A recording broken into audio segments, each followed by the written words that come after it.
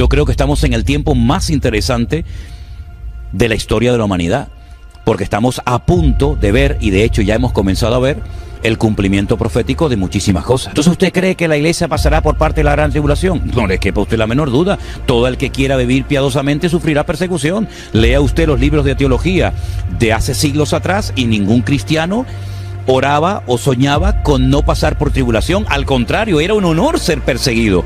El arrebatamiento yo creo que es tan real como la silla en la que estamos sentados, Eliezer. Yo creo que estamos a punto de ver la manifestación del anticristo. Y hay un texto bíblico que a mí sí me ha llamado la atención y lo quiero mencionar, que dice que Satanás sabe que le queda poco tiempo. Pero claro, este versículo se escribió hace 2000 años. Y si hace 2000 años Satanás sabía que le quedaba poco tiempo, ya me contarás a mí ahora. Si tú le preguntas a muchos judíos ortodoxos, hasídicos en Israel, oye, ¿cuánto tiempo falta para que venga el Mesías? El Mesías, desde su punto de vista, te dicen 1 hora. Mañana yo no sé lo que va a pasar.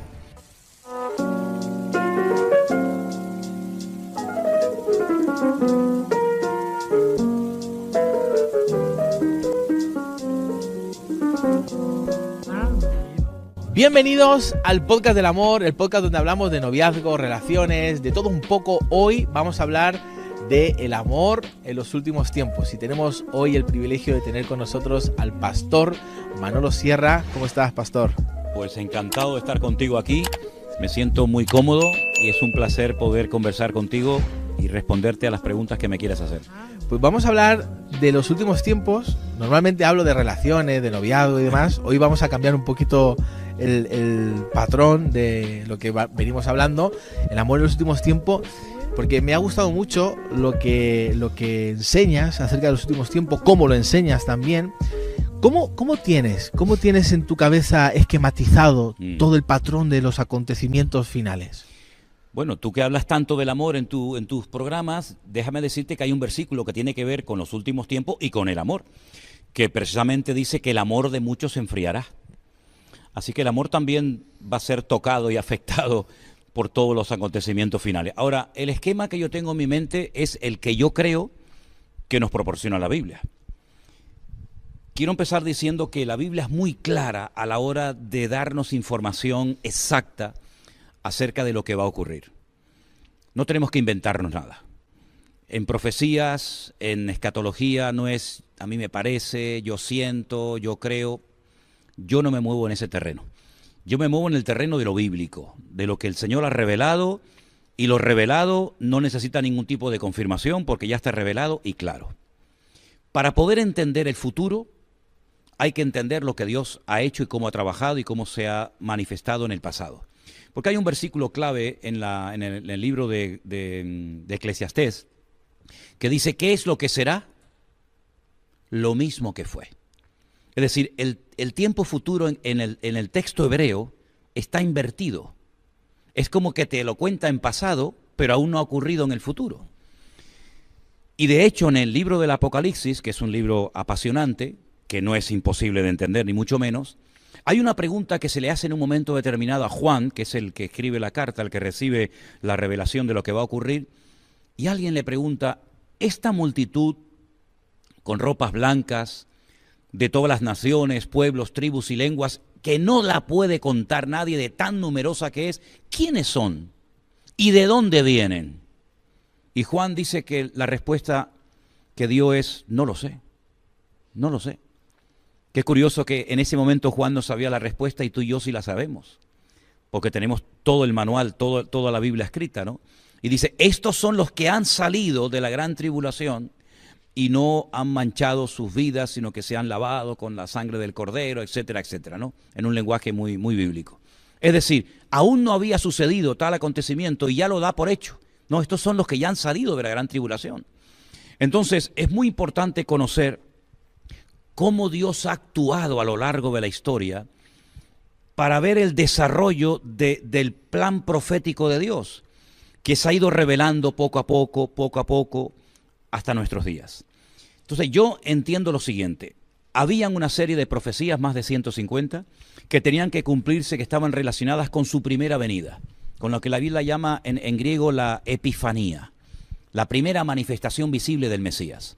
Claro, para que él pudiera venir tuvo que haber un pueblo, una tribu, en fin, una serie de acontecimientos que desembocaron en su nacimiento, tal y como decía el profeta Miqueas, en Belén de Judea.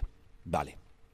Nace, desarrolla su ministerio, muere en la cruz, resucita al tercer día, asciende a los cielos, pero es que no se ha acabado todo. Eso es parte de la trama. Ahora queda una segunda parte.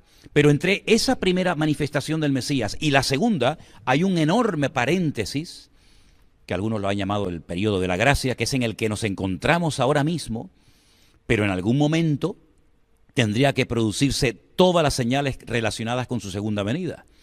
Entonces, nosotros podemos saber en qué tiempo nos encontramos por la señal que estamos viendo, porque la señal indica el tiempo y el tiempo indica la señal. Te pongo solamente un ejemplo. Jesús dijo que su generación era perversa y maligna porque siempre estaban demandando señal. Y él dijo, la única señal que verá esta generación será la señal del profeta Jonás.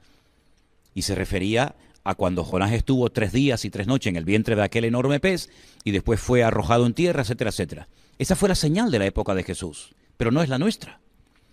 Las nuestras, las señales que nosotros vamos a ver en los últimos tiempos, están escritas, parte de ellas en los evangelios, en las cartas de Pablo a los tesalonicenses, por supuesto el libro del Apocalipsis y otras porciones. Por lo tanto, lo primero que va a ocurrir en los últimos tiempos es una manifestación brutal de la maldad. La maldad se va a multiplicar, no sabemos por cuánto, pero que se va a multiplicar, y eso es evidente porque lo estamos viendo. Porque Jesús dijo que los últimos tiempos serían como los tiempos de Noé. Luego, para conocer lo que va a suceder en los últimos tiempos, hay que indagar cómo fue la generación de los días de Noé, donde había engendros, donde se mezcló el mundo espiritual con el mundo natural. Si no, de ahí eran los gigantes. No, la palabra gigantes en hebreo no es nefilín, es anak.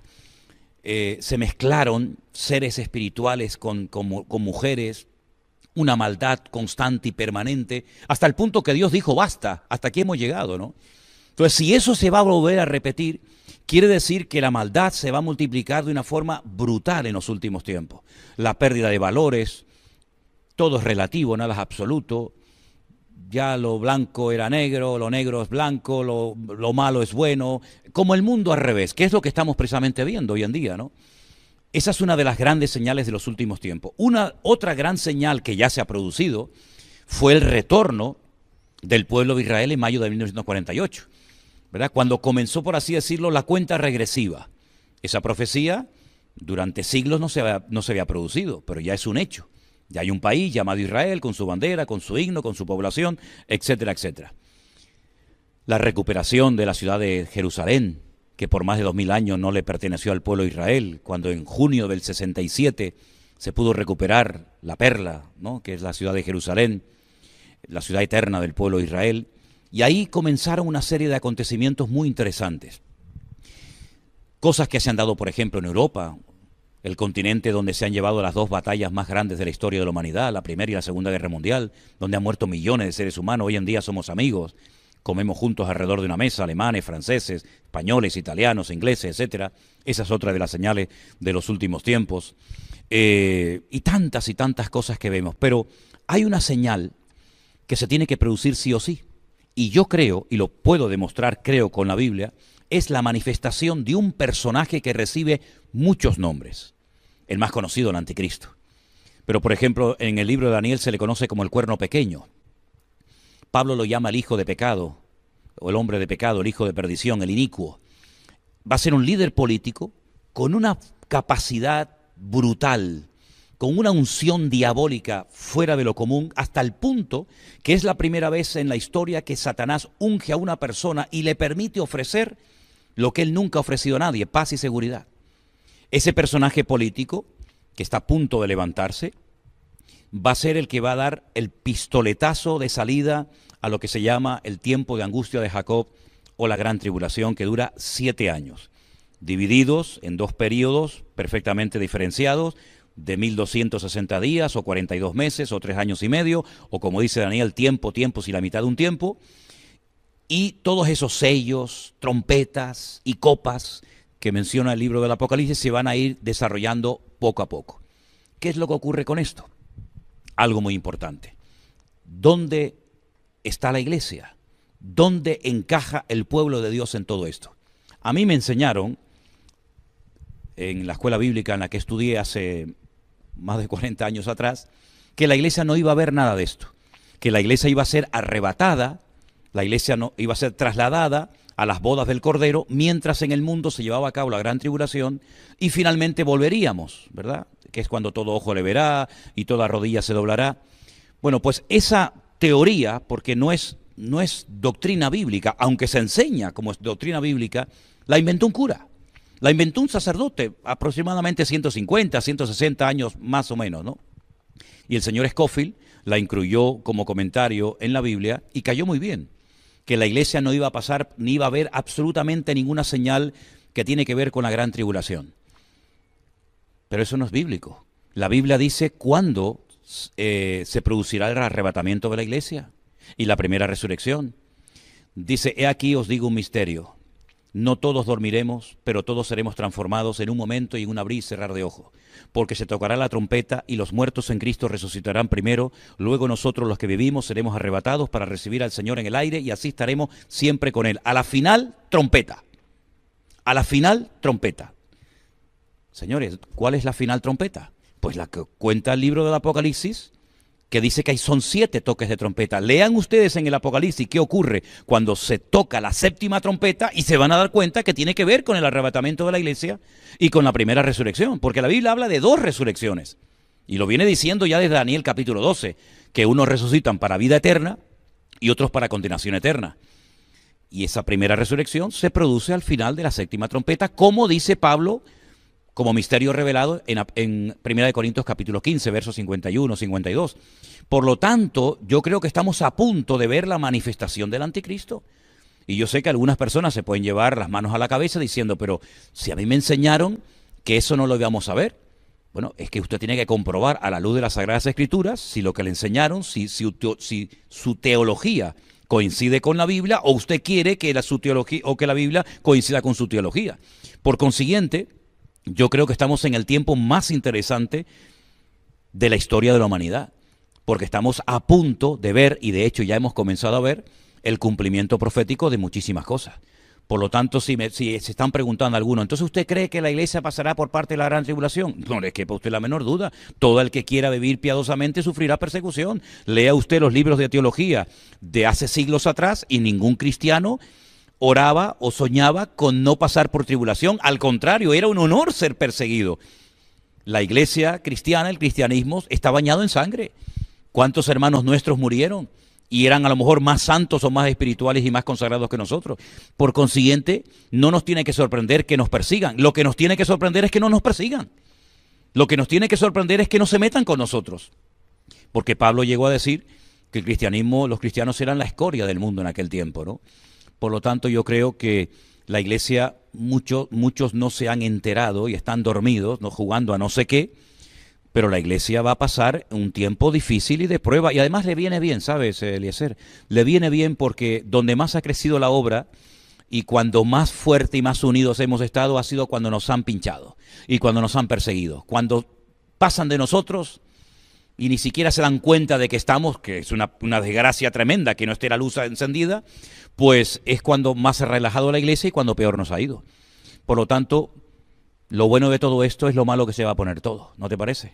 Se va a poner malo y cada vez peor, porque cuando lees Apocalipsis, lo estábamos hablando antes, fuera de cámara, que es como una mujer que se pone de parto. Exacto. Que los dolores van en aumento, claro, hasta que nace, ¿no? Y es horrible cuando vas al libro de Apocalipsis y vas viendo todos los acontecimientos, que ninguno es bueno en los últimos tiempos. Ninguno. Y además una cosa, Eliezer, si el libro del Apocalipsis no es para nosotros porque no nos va a afectar nada, ¿para qué Dios lo inspiró a Juan para que lo escribiera? Si eso no tiene nada que ver conmigo.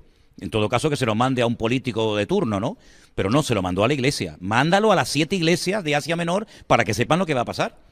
Incluso alguna de ellas le dice que va a ser perseguida también, ¿no? No, la iglesia siempre ha estado esperando la venida del Señor, desde sus inicios. Siempre ha estado, ¿no? Siempre. Bueno, nosotros sí, más que nunca, ¿no? Siempre. Hay algunos que están esperando a hacerse ricos, más que a la venida del Señor, pero bueno.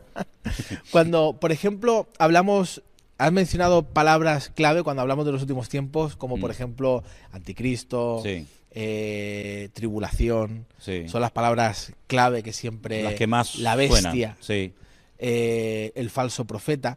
Cuando hablamos de falso profeta y anticristo, ¿quién es el falso No, profeta? son dos personajes diferentes. Claro, ¿quién es el falso profeta Exacto. y quién es el anticristo? Mira, eso lo explica perfectamente Apocalipsis capítulo 12 y 13, ¿vale? Esos dos capítulos para mí son claves en ese libro. Para mí esos dos capítulos, si se logran entender, bueno, puedes avanzar y disfrutar mucho en la lectura y en el estudio de esos libros.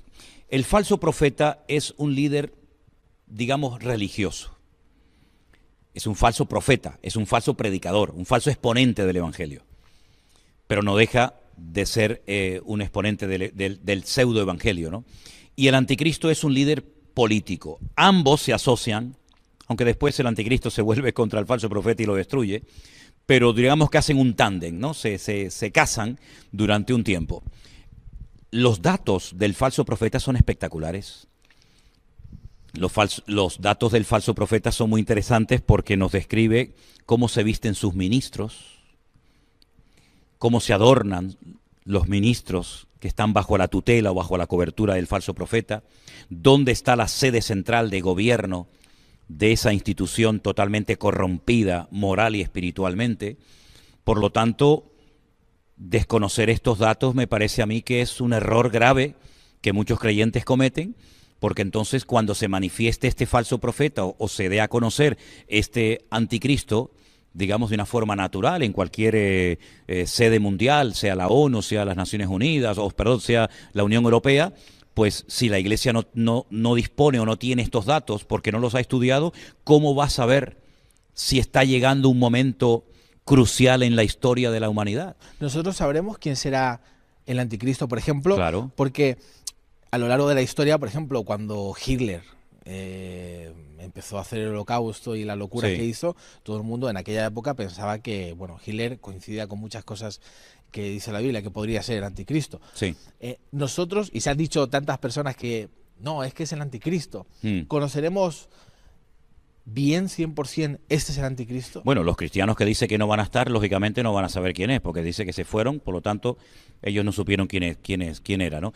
Pero lo que está bien claro es que los datos que nos da la Biblia, tanto en el Antiguo como en el Nuevo Testamento, de cosas que nos demuestran que este es el verdadero anticristo, son tremendos. Por ejemplo, te voy a dar unos cuantos, ¿te parece? Venga. Del amor de las mujeres no hará caso. ¿Cómo se interpreta esto? Bueno, se puede interpretar de varias formas, ¿no? Pero un dato significativo. Del amor de las mujeres no hará caso. Del Dios de sus padres se va a desprender y adorará a Alama Ozin, dice en el arameo, en el texto arameo, Alama Ozin, el Dios de las fortalezas o el Dios de la guerra. Otro dato muy significativo. Otro dato muy interesante. Se levanta contra todo lo que es objeto de culto.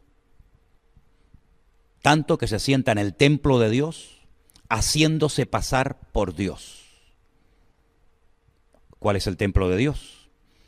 Y otros muchísimos datos que te da la Biblia acerca de cómo se va a comportar este personaje, las alianzas que hará, las naciones que lo van a apoyar, quién le va a dar toda la capacidad, digamos, para poder gobernar en muchas de las naciones de la tierra, por dónde atacará, cuándo atacará, cómo hablará. Se le describe con 3 animales diferentes. Dice que se menciona león, se menciona leopardo y se menciona al oso. Esas tres animales son mencionados cuando se manifiesta el anticristo. Claro, lógicamente la interpretación de lo que significan, de lo que representan esos animales, la encontramos en el Antiguo Testamento. En uno de los sueños que tuvo Daniel, cuando dice que él una noche vio a un león alado, después dice que vio a un oso, y después dice que vio a un leopardo con 4 cabezas. Después vio una bestia, pero en esta ocasión dice que cuando el Señor le da la interpretación del sueño, el león representa al imperio babilónico, el oso representa a los medos persas, los persas son los iraníes, los medos todavía no tienen tierra, son los kurdos que están todavía reclamando territorio y no lo tienen, y luego el leopardo representa a Grecia. ¿Pero por qué lo representa con 4 cabezas? Porque en el tema profético, en el tema escatológico, los cuernos son naciones y las cabezas son imperios. Cuando Alejandro Magno murió, su imperio fue dividido en 4 y se repartió en 4 de sus generales: Ptolomeo, Seleuco, Casandro y Silimaco. Esos 4 generales tomaron posesión de su reinado y por eso sale como con 4 cabezas.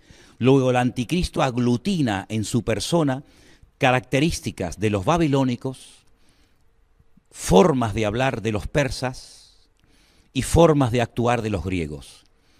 Hay que estudiar cómo era la cultura de los griegos, cómo son los persas en la actualidad, cómo actuaron los babilónicos en el pasado, porque es como una mezcla de características de estos imperios que han precedido a este último imperio que viene, y te vas a dar cuenta de que yo lo llamo, es una expresión mía, la última bala en la recámara de la pistola de Satanás, ¿no? Es la última oportunidad que tiene para conseguir sus objetivos. Sí, es verdad que Hitler se pareció mucho a un anticristo, pero hay un dato muy significativo. El idioma griego, que fue en el que se escribió el Nuevo Testamento, y el hebreo del Antiguo Testamento son idiomas alfanuméricos. Es decir, las letras son números y los números son letras. Por poner un ejemplo, ¿no? Por ejemplo, si nuestro idioma, que no lo es, fuera un idioma alfanumérico, la A sería la 1, el 1, la B sería el 2, la C sería el 3, y así sucesivamente. Las 22 letras del Aleph Bet en hebreo, cada una tiene un valor numérico, exactamente igual que el griego. Juan dice, aquí hay sabiduría, el que lee entienda, que el nombre de la bestia o el número del nombre de la bestia es 666. Es decir, no te da el nombre del personaje, pero te da el valor numérico del nombre. Por lo tanto, cuando uno puede llegar a sospechar de que este puede ser el anticristo, escribe su nombre, sácale el valor numérico y automáticamente lo descartas o dice este puede ser o no puede ser. Por lo tanto, son datos muy, muy significativos. Luego hay un dato también muy importante y es cómo intenta, y lo va a conseguir, controlar la economía mundial. El dinero va a desaparecer, las tarjetas de crédito van a desaparecer y se va a implantar en la cabeza y en la mano de las personas un microchip que ya existe, no es tecnología de ciencia ficción, sino que es algo muy fácil, muy práctico, muy bueno, pero que la palabra de Dios nos advierte de los peligros que puede conllevar. Y dice que todos serán marcados con el nombre, con el número de la bestia, para estar localizados por una pequeña señal de GPS, por una pequeña batería de litio, que es lo que alimenta a este chip. Nadie puede comprar, nadie puede vender, nadie puede hacer ningún tipo de transacción. Imagínate llegar al banco a cobrar tu dinero y no lo puedes cobrar. Quieres comprar comida, no puedes comprar. Quieres poner gasolina, no puedes comprarla. Entonces es un sistema magnífico. Allí llevas todos tus datos bancarios, todos tus datos de pasaporte, de DNI, médicos, etcétera. Y es una forma como él va a marcar a los seres humanos, igual que si fueran animales, ¿no? Hay muchos animales, yo he tenido muchos perros y le teníamos que poner en la orejita el microchip, ¿no? Pues exactamente igual va a ocurrir. Así que son muchos los detalles. Es como los detalles que se daban acerca de la primera venida de Cristo. 150 profecías, es decir, que si logra cumplir este personaje 149, pero no cumple con las 150, se descarta automáticamente. No puede ser de la tribu de Leví, no puede ser de la tribu de Zabulón, tiene que ser de la tribu de Judá, etcétera, etcétera. Tiene que nacer en Belén de Judea para saber quién era el verdadero Mesías. Este es el falso Mesías, el antimesías, y también hay muchísimos datos para saber quién es.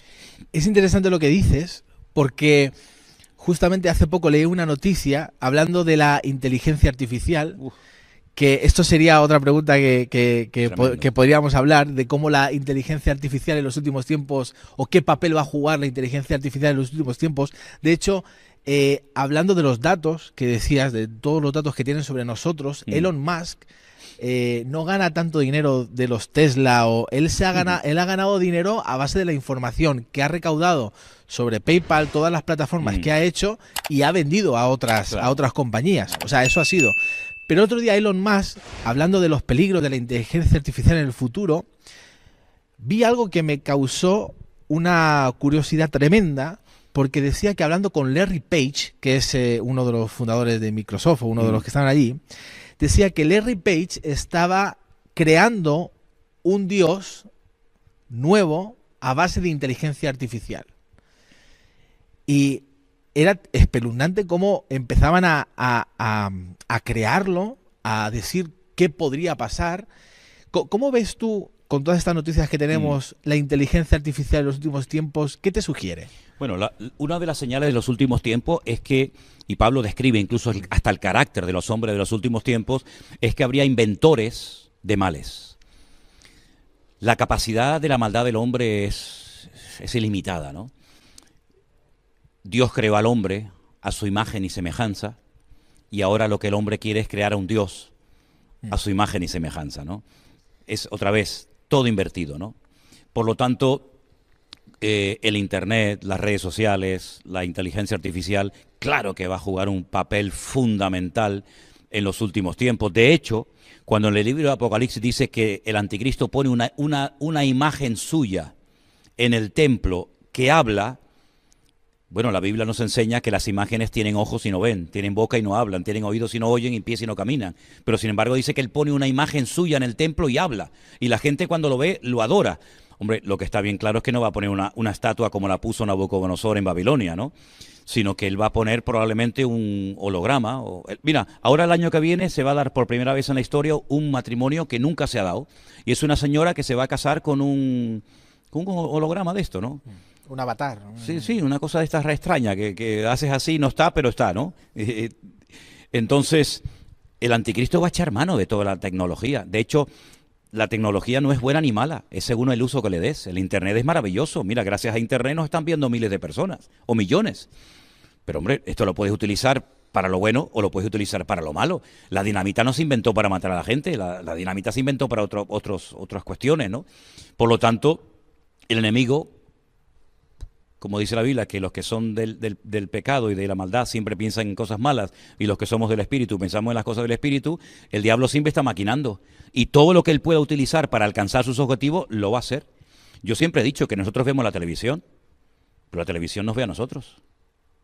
Yo siempre he dicho que nosotros cogemos un teléfono, un celular, como llaman algunos, y podemos hablar y tal, sí, pero es que el celular también te está escuchando a ti constante y permanentemente, sabe dónde estás 24 horas al día. Y tú hablas un día de vacaciones en Hawái y al momento te salen informe de vacaciones en Hawái. Me ha pasado muchas veces, muchísimas veces. Además lo he hecho a propósito y funciona, sí. Totalmente. Hablemos más de Cristo. Sí. Hablemos más del Señor, prediquemos la palabra a tiempo y fuera de tiempo, a ver qué es lo que pasa. A ver si nos sale más. Claro. Por ejemplo, cuando hablamos también de el rapto, que es otra palabra fundamental cuando hablamos de los últimos tiempos. Sí. ¿Qué sabemos en la Biblia con respecto al rapto o al arrebatamiento? Bueno, hay versículos muy interesantes. Por ejemplo, cuando lo que te citaba antes de 1 Corintios 15, dice, no todos dormiremos, pero todos seremos transformados. Metamorfosis es la palabra que aparece, en un momento y en un abrir y cerrar de ojos. Bueno, yo pienso que ahí hay una referencia clara a este tema, ¿no? Algunos lo relacionan únicamente con la segunda venida. Pero Jesús dijo, por ejemplo, que estarán dos en una cama, uno será tomado y el otro será dejado, dos mujeres estarán muriendo en un molino, el molino casero, no el industrial, el grande, la una será tomada, la otra será dejada.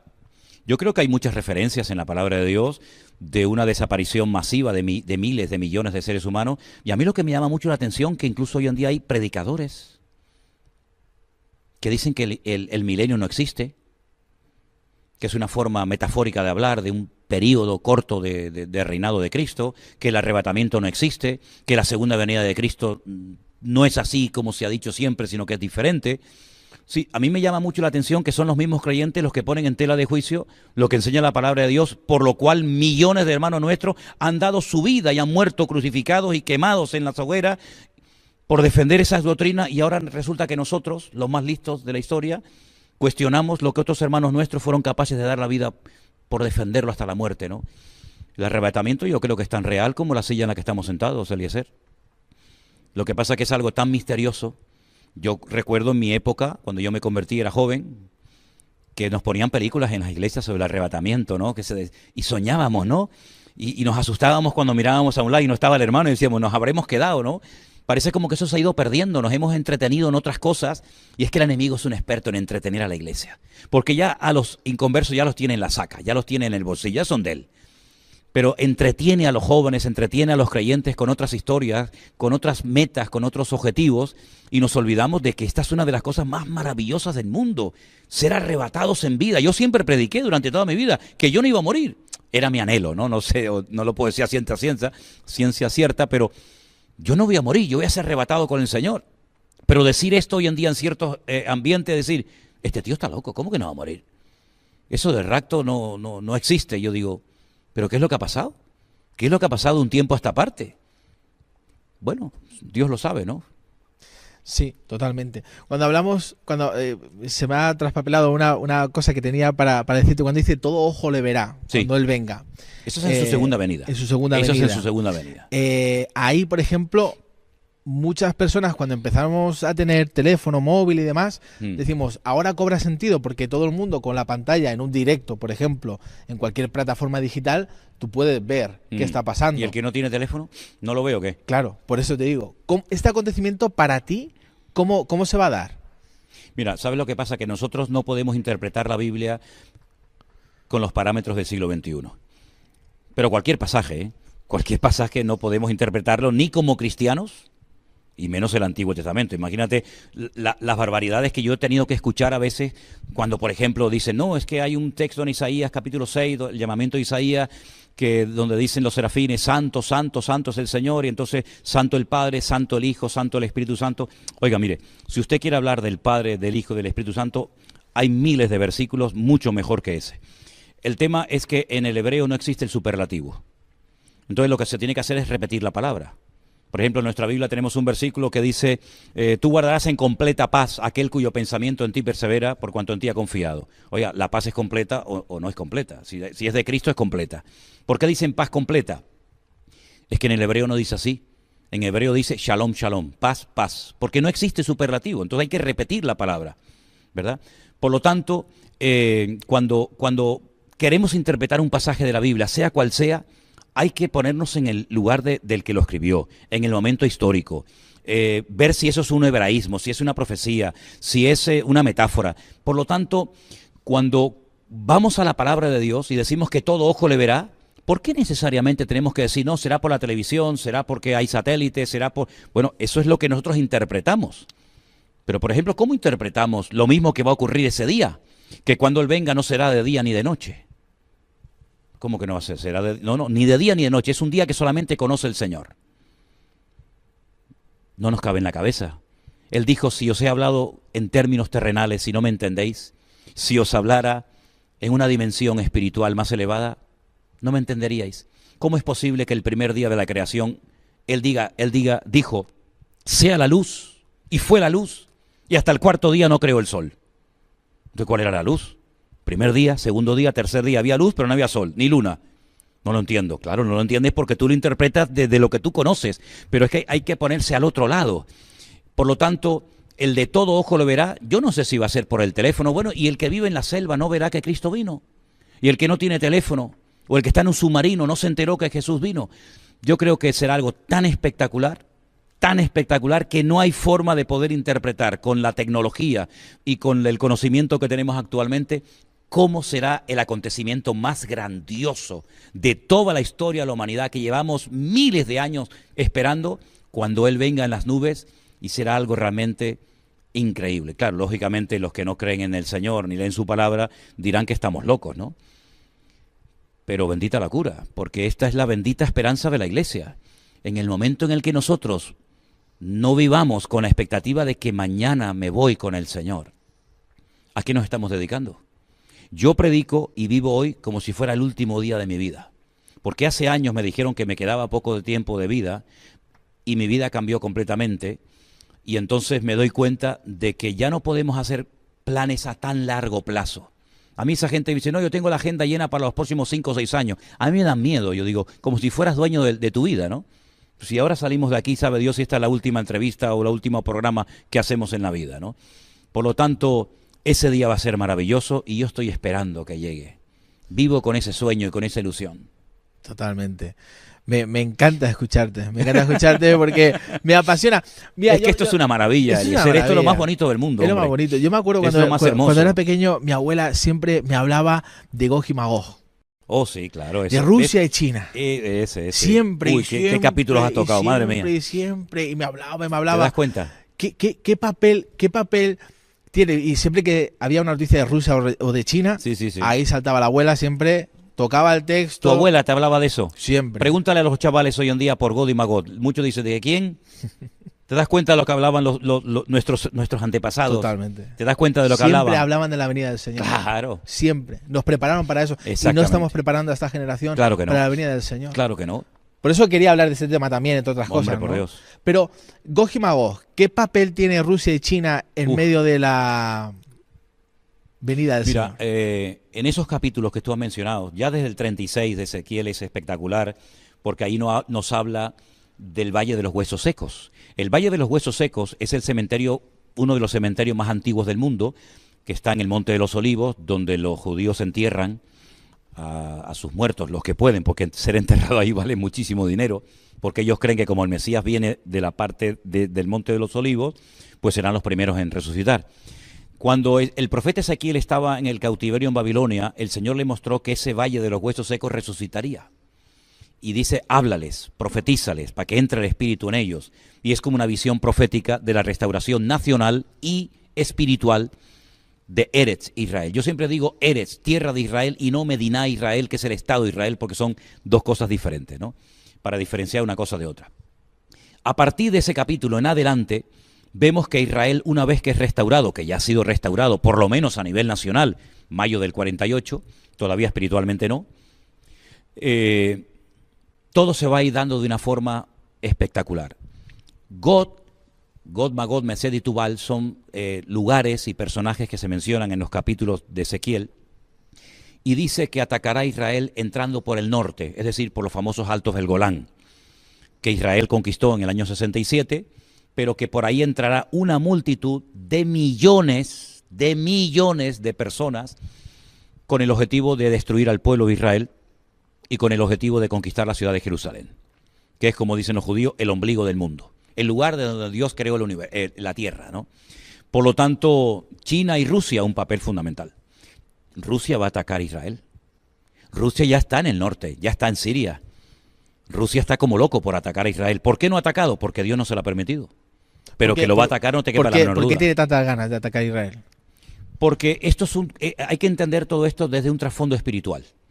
Por eso cuando uno ve las noticias, cuando uno ve la televisión, todos hablan de lo que hay que hacer, de lo que no hay que hacer, el Estado palestino, que los judíos son buenos, que los otros son malos, pero nadie habla del trasfondo espiritual de todo. Aquí hay un trasfondo espiritual. Y ese trasfondo espiritual, ¿cuál es? Es el mal contra el bien. El que destruya al pueblo de Israel demuestra dos cosas: o que Dios no existe, o que Dios es mentiroso. ¿Por qué? Porque Dios dijo que ese país nunca podría ser destruido, porque Él ha decidido, Él ha pactado con ese pueblo de que Él lo va a defender, y ese pueblo va a caer de rodillas, y sí o sí, quieran o no quieran, les guste o no, van a terminar reconociendo y mirando a aquel que traspasaron, es decir, al Señor Jesucristo. Por lo tanto, es un conflicto espiritual. Es el reino de las tinieblas contra el reino de luz. Date cuenta que Israel es el único país de Medio Oriente que tiene otro Dios diferente a los jordanos, a los egipcios, a los iraníes, a los libaneses. Entonces es un país que es una piedra en el zapato. Y aparte de eso, no nos olvidemos de que para el Islam es un insulto. ¿Cómo no podemos con un país tan pequeño que representa el 0,2% de la población mundial? Y es un país que no tiene más de 300 kilómetros de largo. ¿Cómo es posible que no podamos destruir a este pueblo después de 7 guerras? Y ahora, otra vez que están en guerra.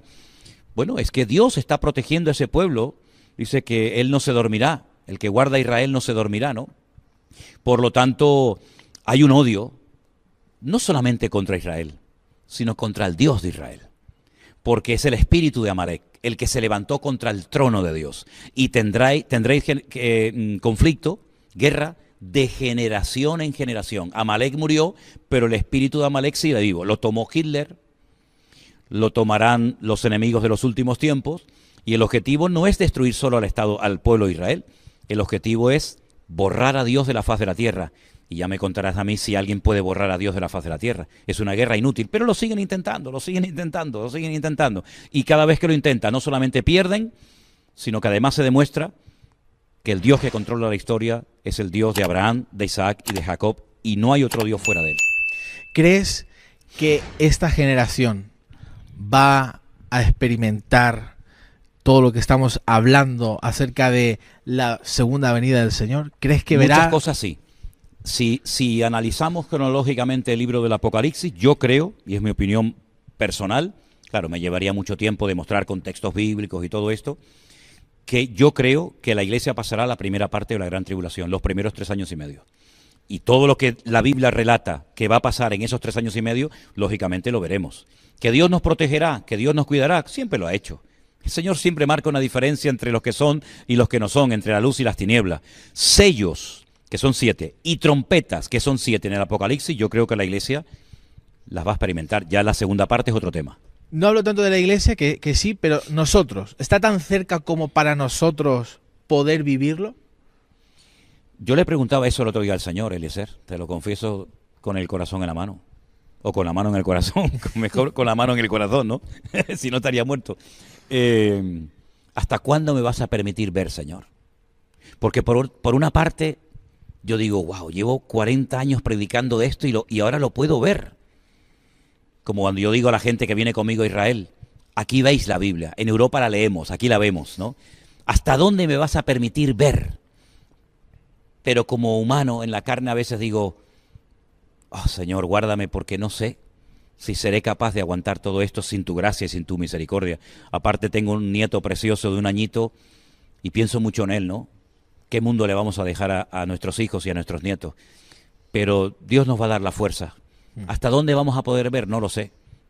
Pero la verdad que el horizonte, humanamente hablando, crea mucha preocupación. Sí, porque desde el 2020, no sé si es una sensación solamente mía, desde el año 2020, cuando empezó la pandemia, yo personalmente he visto una aceleración de los tiempos, el Señor me habló de esto. Claro. Increíble, brutal. O sea, hemos pasado una pandemia y 2 guerras que estamos atravesando y otras cosas más que se están levantando y muchos rumores como nunca antes en la historia. No, y ¿sabes lo que pasa? Que, por ejemplo, hoy en día, en 1 hora, ocurre lo que no ocurrió antes en 1 década. Por ejemplo, lo de la pandemia, lo del marzo del 2020, que ya vamos a hacer 4 años, dentro de poco. Bueno, fue algo brutal. Jamás en la historia de la humanidad había ocurrido algo así. Pero ya lo contamos como aguas que pasaron. Pero es que lo tuvimos que vivir un día y otro día y una semana y otra semana y un mes y otro mes. Y yo prediqué durante meses a sillas vacías en la iglesia en Tenerife, ¿no? Que te quiero decir con todo esto que ahí vimos cómo en 1 hora te sale un anuncio en televisión y te dice todo el mundo para adentro y nadie podía salir a la calle. ¿Hasta cuándo? Bueno, ahora sabemos hasta cuándo duró, ¿no? Que te quiero decir de que el mundo es muy cambiante y es que no hay tiempo. Es que hay un texto bíblico que a mí sí me ha llamado la atención y lo quiero mencionar, que dice que Satanás sabe que le queda poco tiempo. Pero claro, este versículo se escribió hace 2000 años. Y si hace 2000 años Satanás sabía que le quedaba poco tiempo, ya me contarás a mí ahora, pues le quedarán horas. Le quedarán horas. Si tú le preguntas a muchos judíos ortodoxos, hasídicos en Israel, oye, pero tantas bombas atómicas, ¿tú crees que nunca nadie las va a utilizar? ¿Nadie va a tener la tentación de apretar el botón? Yo no me lo creo. De hecho, la Biblia habla de que se van a utilizar armas bacteriológicas, químicas, nucleares, cómo se muere la gente por un efecto de estas bombas. Sí, yo no sé hasta dónde el Señor nos va a permitir ver, pero estamos viviendo en tiempos muy interesantes, de verdad, muy interesantes. Y acelerados. Esta aceleración nos lleva a un año marcado en una agenda, que es 2030. Oh, sí. Agenda 2030, sí. Que tiene, cuando ves todo lo que implica, todas las declaraciones de intenciones que tienen acerca de todo lo que quieren hacer hasta 2030, da miedo. Sí, sí. ¿Lograrán hacerlo hasta 2030? No lo sé, pero da miedo. Cuando lo lees y lo que hay detrás, da miedo. ¿Crees que estos 10 años son clave para la historia? Yo creo que van a llegar hasta donde Dios les permita llegar. Porque no nos olvidemos que aquí el que manda y el que controla la historia, el que quita y pone es Dios. El hombre puede planificar. Mira, Hitler decía que su tercer Reich iba a durar 1000 años y terminó en un rotundo fracaso y ya de los nazis no queda ni la bandera, ¿no?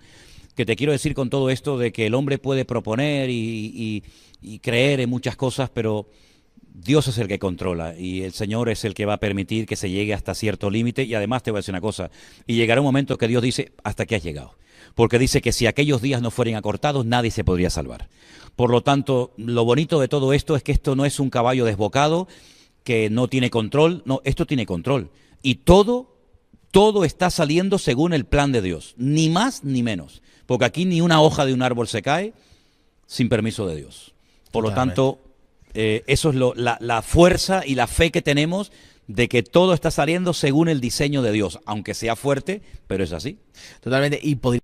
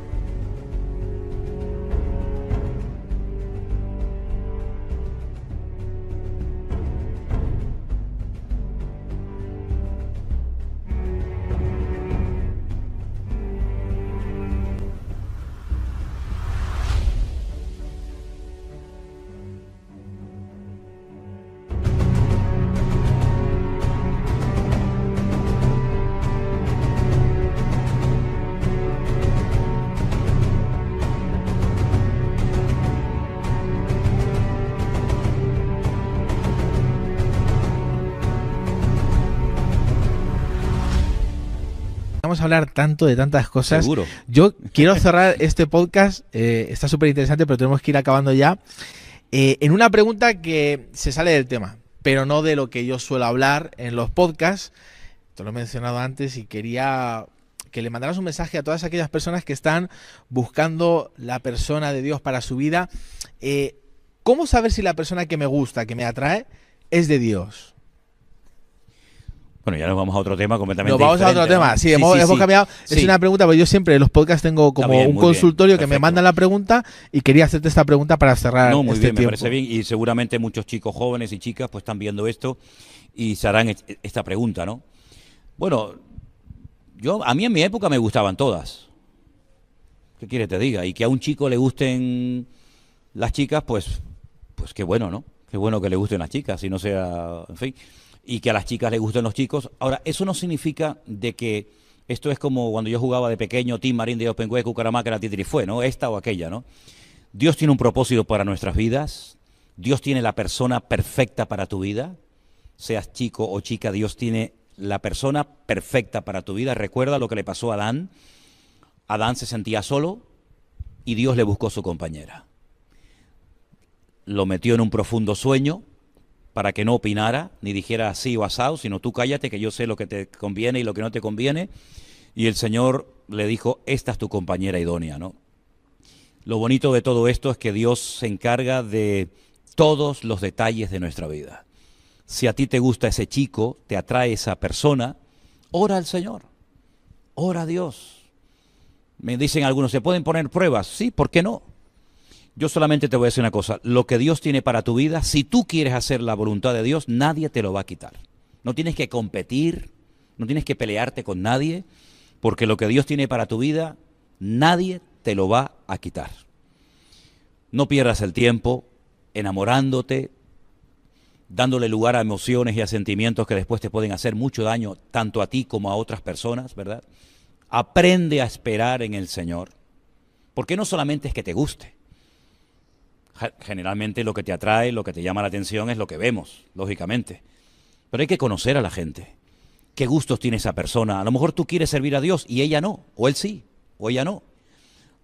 Entonces, orar, hablar, buscar a Dios en oración, pedir consejo. En la multitud de los consejos está la sabiduría. No experimentes, en esto no se pueden, yo la verdad te lo digo, en esto no se pueden hacer experimentos.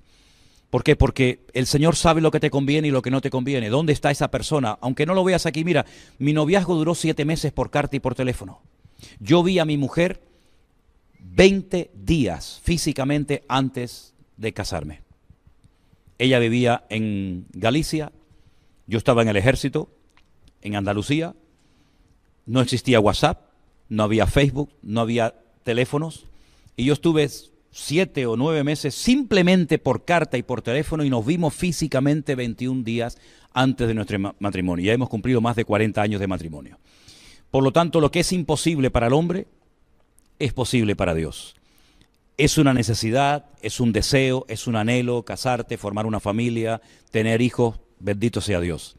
Pero es que ese anhelo no nace de tu corazón. Ese anhelo es un anhelo bíblico, te lo pone el Señor en tu vida. Por lo tanto, ora al Señor, espera en el Señor, pide consejo y no corras, que el Señor tiene lo mejor para tu vida. Y más vale esperar que por correr, hacer las cosas mal y después llorar. Y es mejor a veces decir, me gustaba, lo quería mucho, pero es mejor llorar una semana que llorar toda una vida. Tremendo consejo.